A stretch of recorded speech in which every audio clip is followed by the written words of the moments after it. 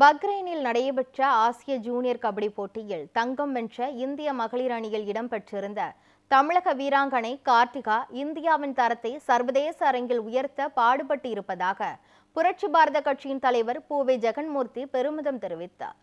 சென்னை கண்ணகி நகரில் உள்ள கார்த்திகாவின் இல்லத்திற்கு நேரில் சென்ற பூவே ஜெகன்மூர்த்தி அவருக்கு மாலை அணிவித்து சால்வை அணிவித்தும் பூங்கொத்து கொடுத்தும் வாழ்த்து கூறினார். அதேபோல கார்த்திகாவின் பயிற்சியாளர் ராஜுக்கும் வாழ்த்து தெரிவித்து பரிசு வழங்கினார்.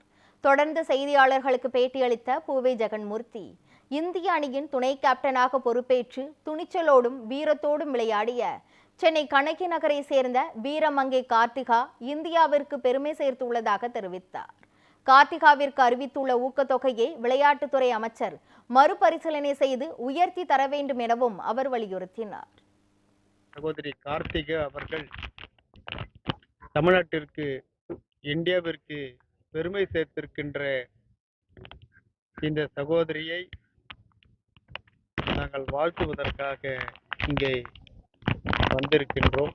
இந்த துறையினுடைய அமைச்சர் மரியாதைக்குரிய துணை முதல்வர் அவர்கள் தங்களுடைய அறிவித்த அறிவிப்பை மறுபரிசீலனை செய்து